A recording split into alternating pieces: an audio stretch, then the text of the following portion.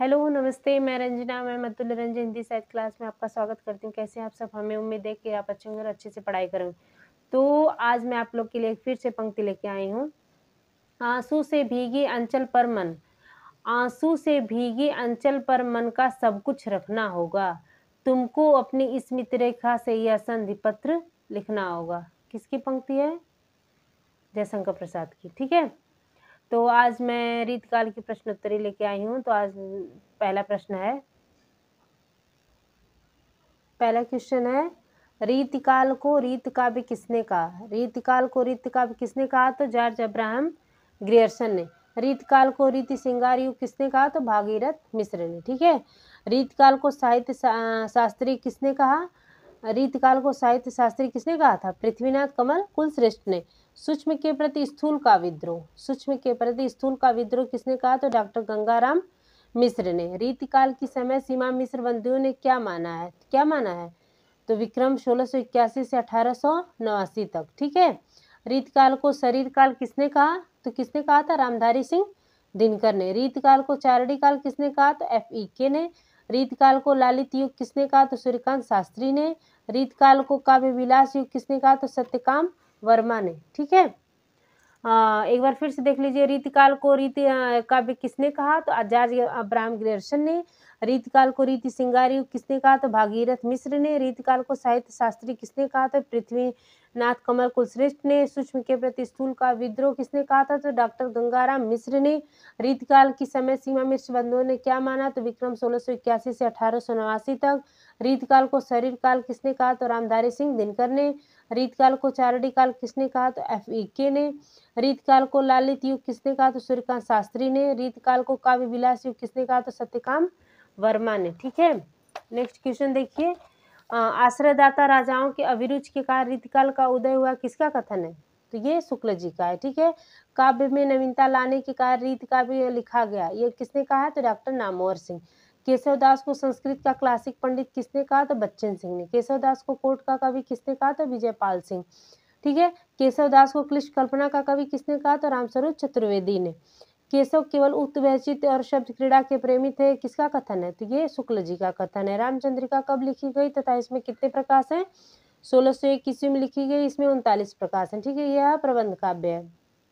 फिर से देख लीजिए, आश्रयदाता राजाओं की अभिरुचि के कारण रीतकाल का उदय हुआ, किसका कथन है? शुक्ल जी का। काव्य में नवीनता लाने का रीत काव्य लिखा गया, किसका कथन है? डॉक्टर नामवर सिंह का। केशवदास को संस्कृत का क्लासिक पंडित किसने कहा? तो बच्चन सिंह ने। केशवदास को कोर्ट का कवि किसने कहा? तो विजयपाल सिंह ने। ठीक है, केशवदास को क्लिष्ट कल्पना का कवि किसने कहा? तो रामस्वरूप चतुर्वेदी ने। केशव केवल उक्त व्यक्तित्व और शब्द क्रीड़ा के प्रेमी थे, किसका कथन है? तो शुक्ल जी का। रामचंद्रिका कब लिखी गई तथा इसमें कितने प्रकाश हैं? ये 1601 ईस्वी में लिखी गई तथा इसमें 39 प्रकाश हैं। ठीक है, नेक्स्ट क्वेश्चन देखिए, रामचंद्रिका में छंदों की संख्या कितनी है? रामचंद्रिका में छंदों की संख्या कितनी है? 1717 छंद है। ठीक है, रामचंद्रिका को फुटकल कविता का संग्रह किसने कहा? तो पीताम्बर दत्त बड़थवाल ने। वीर सिंह देवचरित कैसा ग्रंथ है? तो राजनैतिक ग्रंथ है। केशव की कौन सी रचना संस्कृत के प्रबोध चंद्रोदय नाटक के आधार पर रचित है? तो विज्ञान गीता। ठीक, काव्य प्रकाश काव्य विवेक कवित्व विचार किसकी रचना है? तो चिंतामणि त्रिपाठी की है। रीति सुभाषा कवित्व की वर्णत बुद्ध अनुसार पंक्ति किसकी है? तो चिंतामणि की है। ठीक है, आखिन मुदबे के मिस आनी अचानक पीठ उरोज लगाओ, ये पंक्ति किसकी है? तो चिंतामणि की है। राजे रमा रमनी उपधान उभय बरहान रहे जननेरे पंक्ति किसकी है? तो चिंतामणि की। एक बार फिर से देख लीजिए, रामचंद्रिका में छंदों की संख्या कितनी है? तो 1717 छंद है। रामचंद्रिका को फुटकल कविता का संग्रह किसने कहा? तो पीताम्बर दत्त बड़थवाल ने।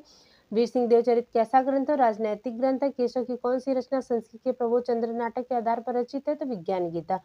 काव्य प्रकाश काव्य विवेक कवित्व विचार किसकी रचना है? तो चिंतामणि त्रिपाठी की। रीति सुभाषा कवित्व की वर्णत बुद्ध अनुसार पंक्ति किसकी है? तो चिंतामणि की। ठीक है, आखिन मुदबे के मिस आनी अचानक पीठे रोज लगाओ, किसकी पंक्ति है?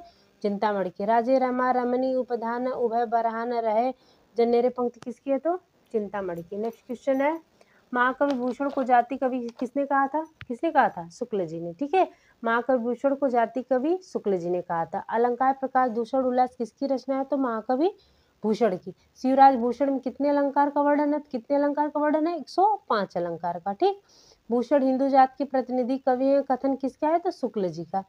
फूल मंजरी रसराज अलंकार पंचाशिका किसकी रचना है? तो मतीराम की। ठीक है, जहांगीर के आदेश पर मतीराम ने कौन सी रचना की थी? तो ये गुल ए आसफा रचना किए थे। ठीक है, इसी को फूल मंजरी भी कहा जाता है। देव अपनी प्रथम रचना भावविलास सबसे पहले किसे सुनाया था? तो आजम शाह को। ठीक, सुजान विनोद किसकी रचना है? तो कविदेव की। एक बार फिर से देख लीजिए, महाकवि भूषण को जाति कवि किसने कहा? तो शुक्ल जी ने कहा। अलंकार प्रकाश दूसरा उल्लास किसकी रचना है? तो महाकवि भूषण की है। शिवराज भूषण में कितने अलंकार है? तो 105 अलंकार है। भूषण हिंदू जाति के प्रतिनिधि कवि है। यह कथन किसका है? तो शुक्ल जी का है। फूल मंजरी रसराज अलंकार पंचाशिका किसकी रचना है? तो मतीराम की है। जहांगीर के आदेश पर मतीराम ने कौन सी रचना की है? तो गुल ए आसफा किए थे फूल मंजरी। ठीक है, उसी को फूल मंजरी भी कहा जाता है, गुल ए आसफा को। देव अपनी प्रथम रचना भाव विलास सबसे पहले किसे सुनाया था? तो आजम शाह को सुनाया था। सुजान विनोद किसकी रचना है? तो कविदेव की। इसी के साथ मैं अपनी वाणी को विराम देती हूँ। जय हिंद, जय हिंदी।